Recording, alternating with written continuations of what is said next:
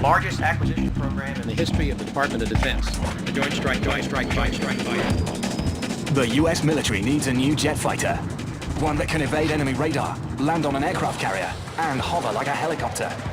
And because this 21st century superplane will be used by the Navy, Air Force, and Marines, the military is going to need a lot of them, to the tune of about $200 billion US. Enter two of America's aerospace giants, Boeing and Lockheed Martin. Each has spent several years designing and building its own experimental prototype, known as an X-plane, hoping that it may be crowned the fighter of the future. And it's all led up to this, a supersonic face-off at Edwards Air Force Base in California, the proving grounds for all of America's X-planes. The crucial feature of this desert airbase is its dry lake bed, a 12 by 20 mile expanse of hard, flat earth. Essentially, it's a massive runway that, in case of a malfunction, could mean the difference between life and death. Now, test pilot Fred Knox is taking Boeing's X-32 on its maiden flight to Edwards, while the Lockheed team, in its struggle to keep up, puts the finishing touches on the X-35. Over the next year, each X-plane will take to the skies again and again, vying to prove itself the worthier machine. But only one can win the multi-billion-dollar prize.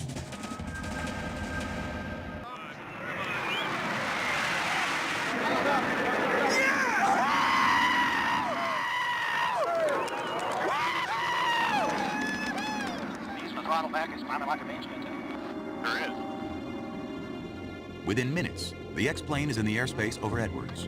Wheels down just in case. Knox has flown this plane for hundreds of hours in a simulator. Now he gets to see if the real thing handles the same way. 11 Alpha 160 looks good. Hey, I'm happy with the airplane. Then, Boeing test pilot Dennis O'Donoghue in his chase plane spots a problem. Truck Irish, on the starboard side, you've got hydraulic fluid leaking from about the forward fuselage. I'm just guessing this is the first flight stuff going out a little bit, but It doesn't appear to be dissipating. I'll keep an eye on it. Roger. With the source of the leak uncertain, Knox is told to cut short his long-awaited flight. It's going to give you abbreviated test points and we'll set up for a landing here. 2 members off runway 25, wind 2504, altimeter 3002, clear to the Hawthorne Airport, we found out Victor 518. Congratulations, Red. Well done. Well, hey, we got airborne.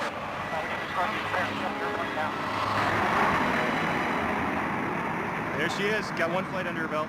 We dropped a little fluid out of it. We never lost. Everything stayed up. It's full normal landing. The flying quality's about 11. O'Donoghue was getting nervous. He couldn't stand the fluid pumping out. Hey. So it's time to land, huh? Yeah, it was definitely time to land. For the moment I saw it, it was time to land. The hydraulic leak turns out to be minor. A tiny glitch in an otherwise triumphant day. Over Edwards, Boeing begins a series of test flights. During each one, the pilot puts the plane through a specific set of maneuvers known as test points. Sensors document the plane's flying characteristics. The results go to the JSF. So far, the plane's performance closely mirrors the Boeing simulations, a sign of just how sophisticated computer design has become. Every pilot has been astounded at how closely the airplane actually matches what we thought it would do, from airspeeds and flying qualities and system performance. That's just been a really good surprise. While this version of the Boeing X-plane is intended for both the Air Force and Navy, it's the Navy requirements that will be the most demanding. Commander Phil Yates, call sign Rowdy, is the official Navy test pilot assigned to the Boeing effort. For him, it was an unexpected honor. I received a phone call. How would you like to be the first Navy pilot to fly the JSF? Well, after picking my chin up off the ground, I said, yeah, I think I'd like to do that. Carrier landings are a testament to the precision skill of Navy pilots, and Rowdy is one of the best. In preparation for testing the Boeing X-plane, he takes an F-18 Hornet out for a spin. Okay, good nozzles, good hydraulic pressure, good RPM. Here's a salute. Here we go. And we're off. Let's go.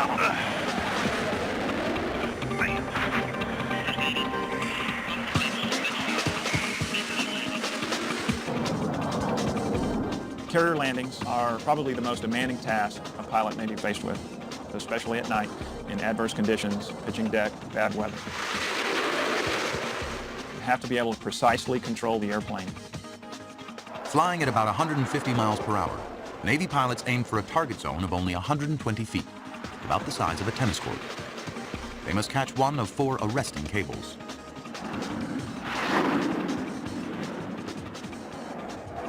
Pilots don't apply brakes. In fact, at contact with the flight deck, they gun the engine to full power, so that if the plane misses the cables, there's enough thrust to get airborne.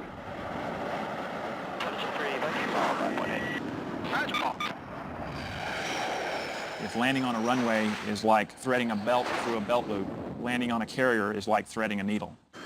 A test pilot's job is to jump into a plane in which he may have little experience and report on its pros and cons. When you start doing that in an airplane that's never been flown before, then it really is what gets a test pilot, I think, excited. What's exciting to a test pilot would be sheer terror to most people. Here at Edwards, Rowdy will put Boeing's X-plane through the precision maneuvers of a carrier landing. We all recognize that these are unproven airplanes, but we as test pilots deal with that we're going to be able to handle any situation that the aircraft presents to us. If we don't feel that way, we wouldn't be flying.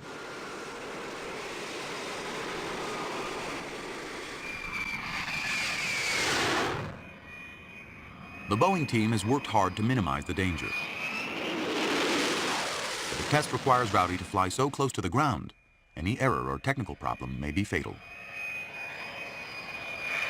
A section of runway has been marked off, equal to the landing strip on a carrier deck. God, he goes. Roger that, Phantom 3. From a control room miles away, a team of Boeing engineers monitors the X-plane's every move. Roger that. Pilot learns what kind of corrections and control inputs he has to make, and then it's also the aircraft's ability to respond to those control inputs. It's that combination that ultimately determines how well the airplane is going to do at the ship. As he would on a real carrier, Rowdy receives visual cues from an optical landing aid called the Fresnel lens.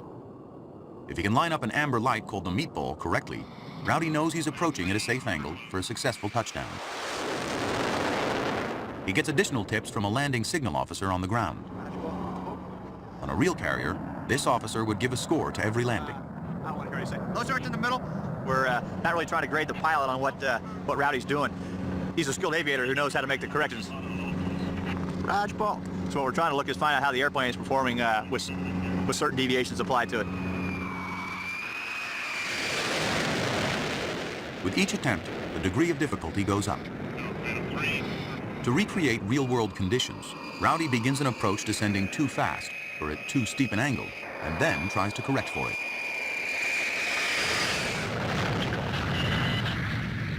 Man, that's amazing. The X in X-plane means experimental, but occasionally it means unexpected. On one test flight, pilot Dennis O'Donoghue runs into trouble. We were just doing a routine test with the aircraft to see if we ever lost the engine, could we crank the engine back up and get it relit? Suddenly, a warning light comes on indicating the X-plane's landing brakes have failed. Flight control. Talk to me. You want him to reset or slow? He can't reset. You gotta bring it home. Phantom 3 control, we need you to RGB. RGB, can I reset? Negative. Suspecting the warning light is at fault, O'Donoghue brings the plane into land on the runway. Without brakes, he will quickly run out of room, risking injury to himself and his reputation. Wrecking a multi-million-dollar X-plane doesn't look good on the resume. And a touchdown, press the brake pedals, no response. It was just a matter of adding power, getting airborne again. Phantom 3 control, we need you to RGB. With the brakes definitely gone, it's time for Plan B. Saving a 21st century plane using a 2-million-year-old lake bed. Had plenty of lake bed in front of me. Touchdown, and just let the aircraft roll to a stop.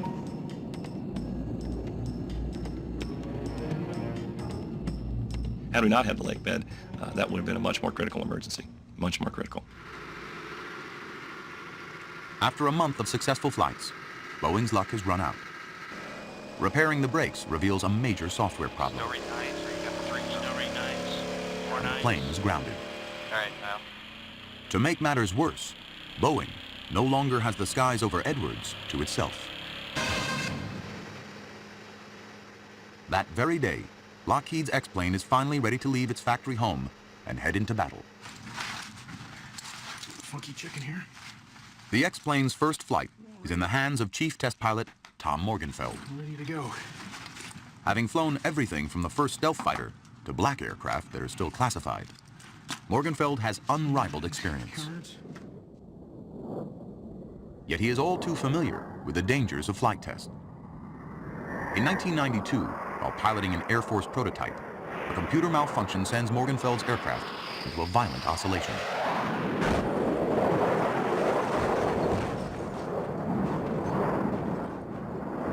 After skidding in flames for more than a mile, Morgenfeld walks away unharmed.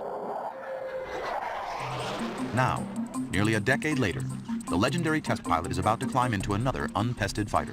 No turning back now. I think I've committed myself, huh? The first time you fly an airplane, it's a tremendous thrill. Your heart's pumping and the adrenaline's flowing, believe me. In a Lockheed tradition, Morgenfeld carries with him the wallet and car keys of assembly manager Ed Buer and the rest of the senior X-plane team. It's a sign of confidence. Thank you.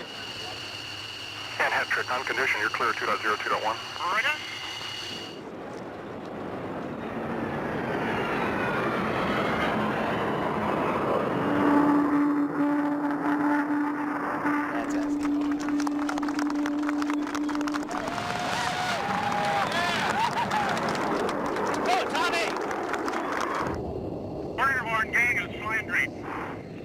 Roger, copy. I am so filled with emotion right now. Oh, man.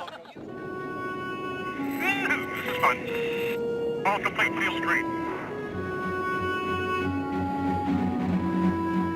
Roger, gear coming up, my count. 3, 2, 1, now. These doors are open. Yeah, Roger, copy of that hat trick. After 22 minutes, the first flight is over. Lockheed's X-plane touches down at its new home. Welcome to Edwards, and you're clear for the shutdown. Roger that.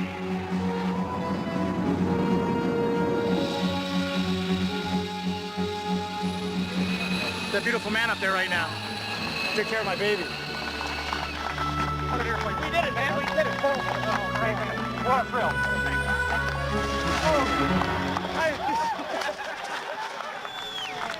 Sorry. I had to hold you. I had to hold you. Good job, man. Good job, man. What an airplane. What an airplane. Hey, Andy. Yes. What an airplane. Oh, yeah. You wet. Magnificent. Well, It was great. It was super. Yeah, thank you very much. So awesome. Oh, it felt great. It felt super. Yeah, I wish we'd have done a little bit more. I just wanted to keep on flying. The airplane's ready, too. I mean, Yeah? It feels great. That's Thanks, great. Rick. God, Gotta get to the winner. we're going to fly the shit out of this airplane and just kick ass every day. That's what it's all about.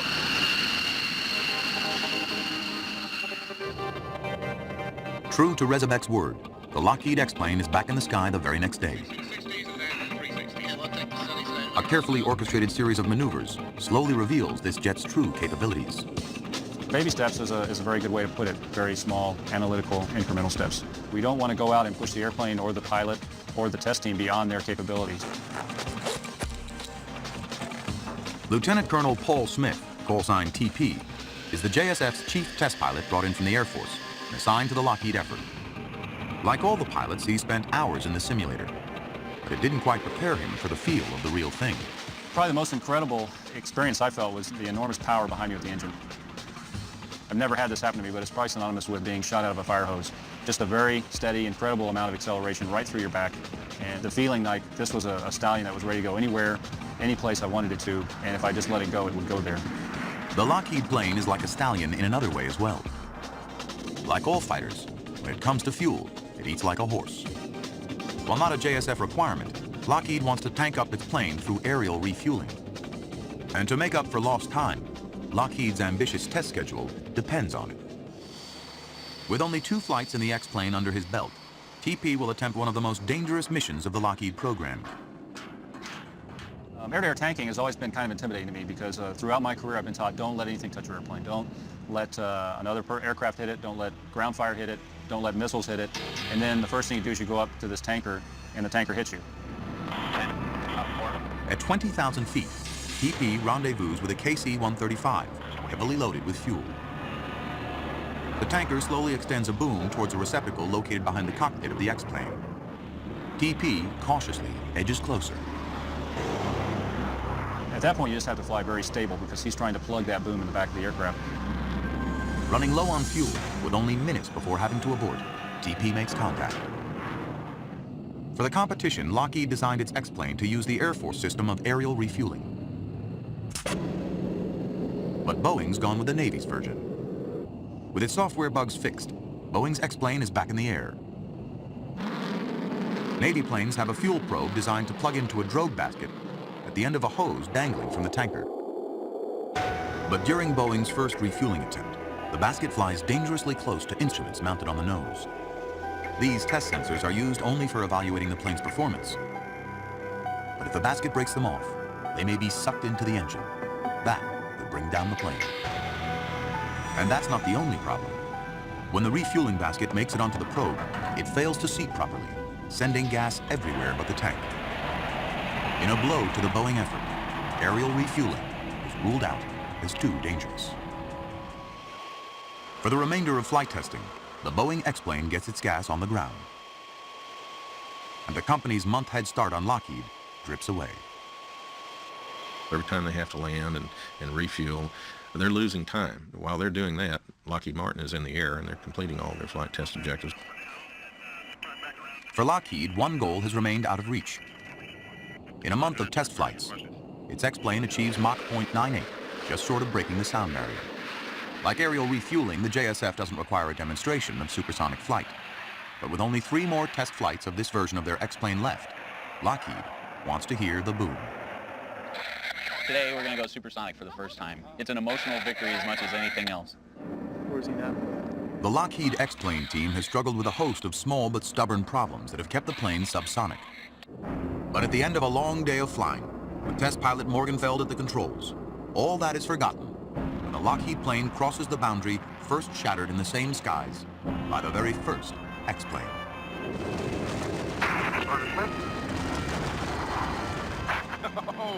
Lighting the afterburner provides the extra push needed to go supersonic. That was Tommy. Do you hear that?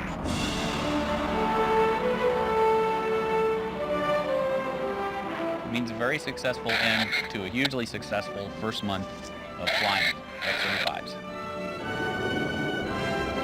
Lockheed arrived late to flight test, but made up for it with a record-setting performance for an X-plane. 27 flights in 30 days. I was just a victim. A month later, Boeing's X-plane goes supersonic as well. The aircraft's grace in the air and strong test results have quieted the critics of its less than sleek shape. Driven by the competition, each company has taken its X-plane to new levels of performance, only to see its adversary do the same.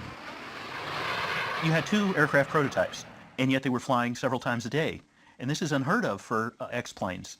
And it's a testament to both designs and both design teams that they were able to do this. A Boeing airplane is much more of a competitor than anybody, in particular Lockheed, really expected. I don't see any distinct advantage to either airplane. At this stage of the game, I'd have to tell you that it is neck and neck. Both Boeing and Lockheed realize the entire competition and the largest military contract ever may come down to the JSF's final requirement, achieving the Harrier trick of landing vertically. Houdini once made a 5-ton elephant disappear. Lockheed plans an even greater feat, to levitate over 3 times that weight.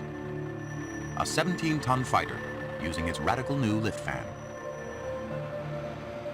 The fate of the competition, perhaps even the fate of the company, rests on this untested system. All of their eggs are in this one basket. If they do lose, effectively Lockheed Martin as a fighter production entity in the United States, that will come to an end. They have nothing else to keep their front doors open. Lockheed engineers install their lift fan system into the X-plane, hopefully transforming it into that hybrid of the skies, a vertically landed. While it remains unproven, the concept behind their unique lift fan system exudes engineering elegance. 2 columns of air instead of 1 in the Harrier balance the plane's descent. One column is the engine exhaust directed downward. The other column is created by a lift fan connected to the engine by a drive shaft. The fan takes in air from above and blasts it out below. It's an ingenious system, but in practice, it requires a symphony of moving parts. Lockheed has chosen a very complex solution. If something goes mechanically, catastrophically wrong during the hover, you have very, very little time to get out.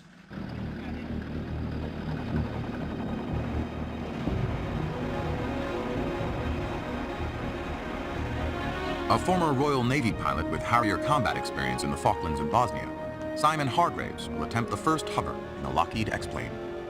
He spent years in preparation. Still, there's no question, he's about to take a ride on the wild side. Nobody's ever tried to model a propulsion system that's quite as complex as this, quite as integrated as this. So there may be some areas there where the airplane doesn't respond exactly as I'm expecting. The vertical landing test will start over a hover pit, 10 feet deep and covered by a steel grate. The hover pit is designed to minimize the chance the engine will suck in its own hot exhaust. Hot gas ingestion is a familiar danger to Harrier pilots. If the exhaust used to float the plane somehow enters the engine's air intake, the engine will start to choke. Venting the hot gases out the side of the hover pit provides some protection. This will go well. Here we go. 70%. Throttle up. Come on, Simon. Come on, baby.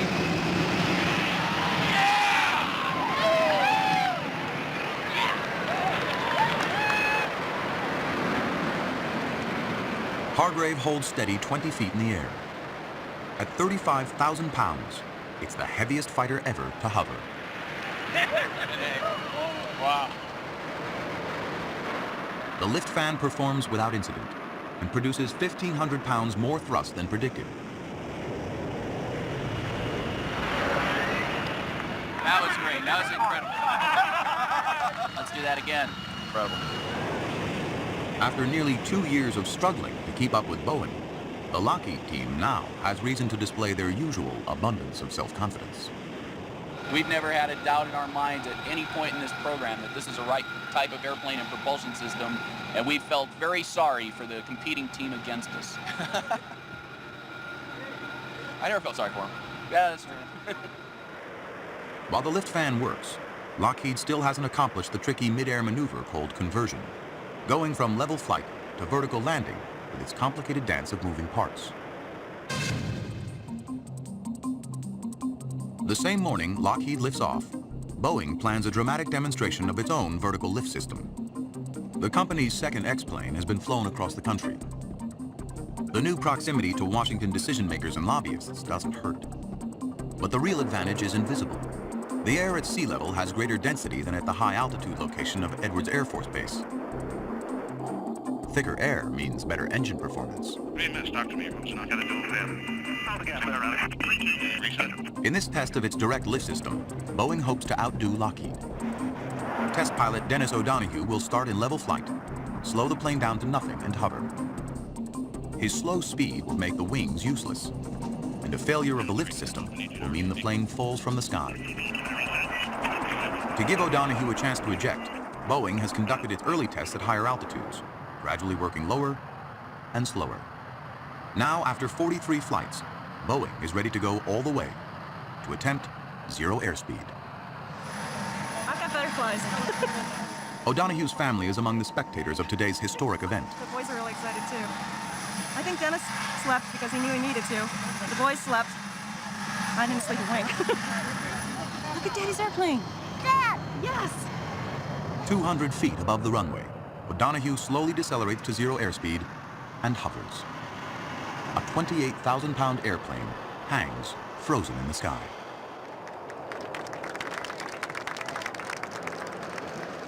Hey, Norris, that looked good here. Yeah, the home performance looked real good. The numbers were looking pretty nice, especially on IG. And guess what, Rick about it?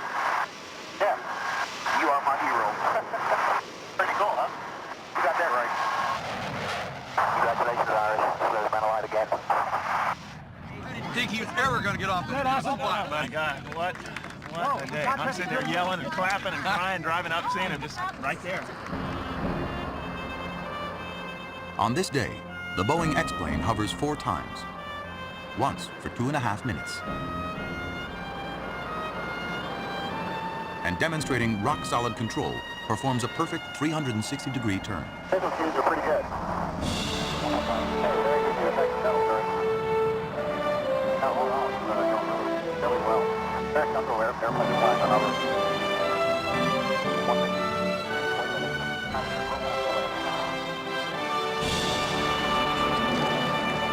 It was just wonderful. Brendan said it was better than Star Wars, and for him, that's a lot.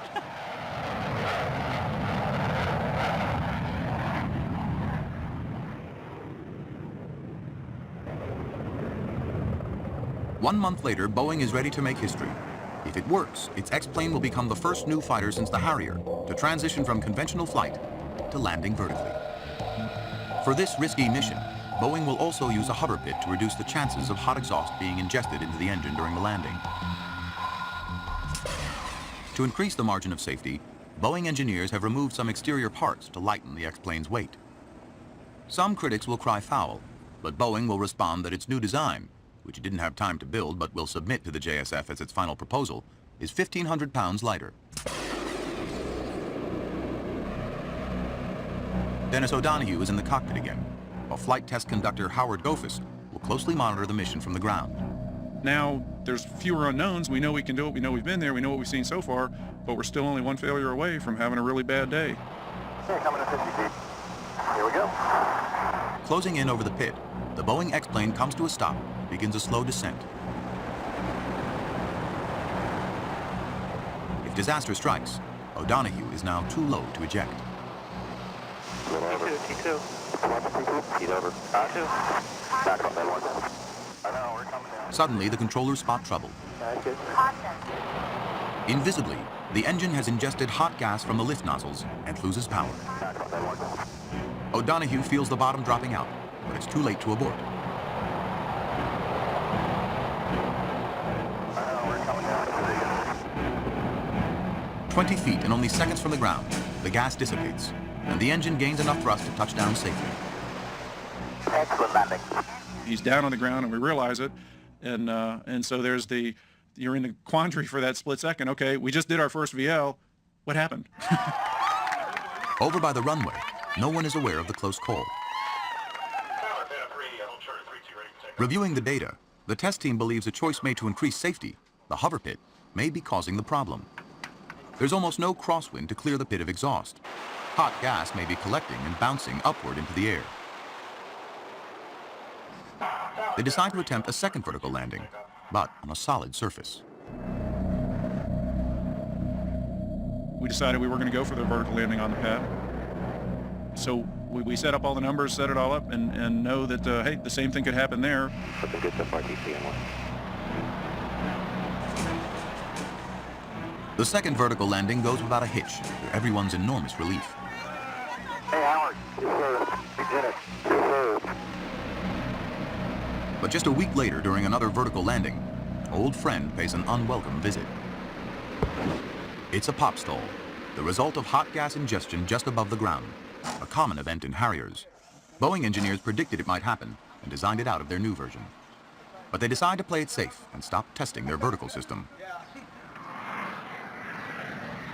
A month later, Boeing completes all major requirements for the Pentagon, ahead of the competition. It's a major landmark, and if anything has them worried, the Boeing executives certainly don't show it. It felt great. It looked great. It felt great, yeah. I'm confident that we are the head of the class now, and I expect to stay there. All right, one more time.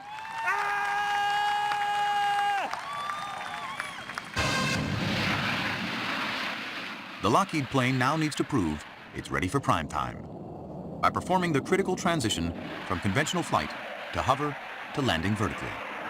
We need to demonstrate that we can land on a solid surface, both to make sure we've got the performance and the flying qualities to do that, to make sure that we've dealt with ground effects such as hot gas ingestion, and to prove that we can land on a normal sort of surface without damage or significant erosion to the surface. Okay, converting in 3, 2, 1, now. At 1,000 feet, Simon Hargraves engages the lift fan and slows down. With air from the front and exhaust from the rear nozzle in balance, the Lockheed X-plane floats on nearly 40,000 pounds of thrust. This system avoids the problems of the Harrier and Boeing's direct lift. cooler air from the lift fan creates an invisible barrier that prevents the engine from choking on its own hot gas. And coming down right in the middle of the pad. On the top isn't quite right. Let's keep it going down. After 2 minutes of hovering, Hargraves eases off the throttle and gently guides the X-plane down. That's beautiful. No problems at all. Well done, Simon. Good job. It's been a long time coming, and that's the only thing I can say is Yes!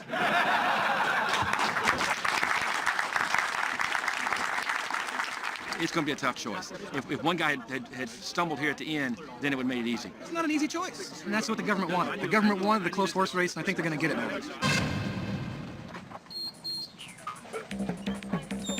Behind a wall of security, the secret proposals of Boeing and Lockheed are being evaluated by the government team that will help determine the winner of the Joint Strike Fighter program. This is where the proposals are, all electronic, of course. This is where we've got 200 people off and on coming in to look at the proposals one at a time, gauging them against the operation requirements document. Digging through mountains of data, experts evaluate performance, cost, management, and risk. Some of them are doing aerodynamic performance, figuring out how fast will it go, what is the range, how will it turn, what kind of G's can it sustain. Others are evaluating software and architecture. Now, near the end of this jury process, the results are one of JSF's most closely guarded secrets. We've got about 6 weeks left by which we're going to take the results of our evaluation, give to the Secretary of the Air Force, who in harmony with the Secretary of the Navy is going to make a decision of who's going to build the airplane for the warfighter for the next 40 years. As the final decision approaches, known in military speak as down select, Boeing remains confident that its manufacturing know-how and cost-saving designs have made it a winner. I think we all feel pretty good about going into down select, and I think we truly believe that we've got the right vehicle for the customer. But just before it crosses the finish line, Lockheed plans a final dramatic display, a bid for the history books, and bait for the huge government contract. In a test flight Lockheed dubs Mission X, its fighter takes off in less than 500 feet, then goes supersonic and lands vertically.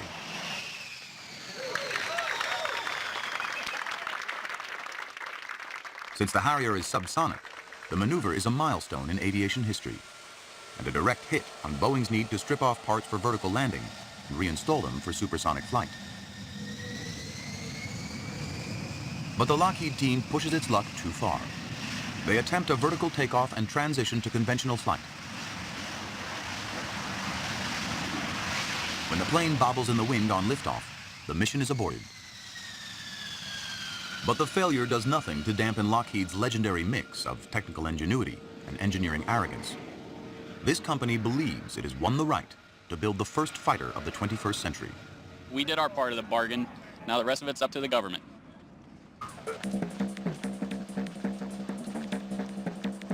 "5 years after the battle began, it's D-Day. The decision is in the bag. The contractors anxiously await the news. In Palmdale, California, Rick Rezabeck and a few hundred members of the Lockheed team gather in the X-plane hangar. We did as much as we needed to win this thing, and very, I don't know, comfortably, anxiously, nervous, and confident. Did the best we could. Yeah. The best we could.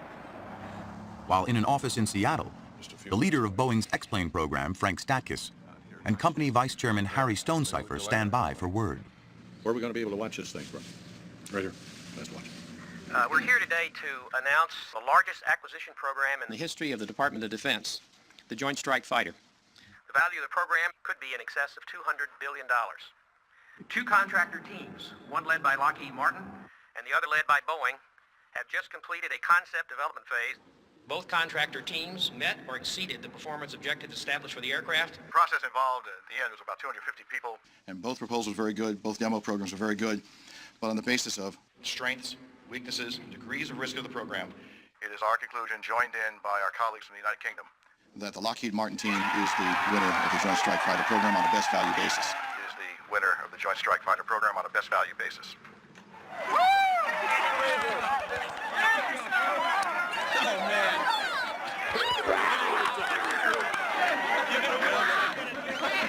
Frank, tell your team they did an unbelievably good job.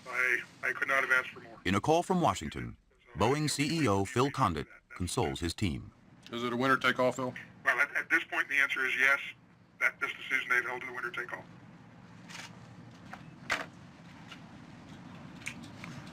You did a great job. I'm sorry. No, you did a great job. Because I don't know what... In my mind, the Boeing redesign, the hot gas ingestion, makes me wonder if for Boeing to win, Lockheed's lift fan engine had to fail. One of the biggest deciding factors in this competition, in my opinion, was that Boeing never managed to make a vertical landing with the aircraft in complete configuration. They took the inlet cowl off, they took the landing gear doors off. Lockheed Martin made complete vertical landings with the aircraft in the same trim that it could go to supersonic speed in. The X-35, now officially designated the F-35, may become the most widely deployed fighter ever produced. That looks good. I think it's ironic that Lockheed, in 1943, in effect gave birth, under the auspices of the Skunk Works, to the Lockheed P-80, which was the first successful operational jet fighter used by the U.S. military. And here it is almost 60 years later, and they are now the winner of the JSF competition, which could result in potentially the last manned jet fighter. It's the closing of a major chapter in the history of U.S. air power. With a buy-in from the services and billions in foreign sales, the future of the F-35 looks bright. But fasten your seatbelts. There may be turbulence ahead. Now the fun really begins because Lockheed has to deliver on its cost and performance promises for the JSF. And the government's already talking about cutting the number of airplanes it's going to buy and spending more on unmanned combat air vehicles. And who's one of the top builders of unmanned combat air vehicles? Boeing. Losing the battle of the X-planes may not mean losing the war to dominate the future of American air power. So the last chapter in the JSF story is really yet to be written.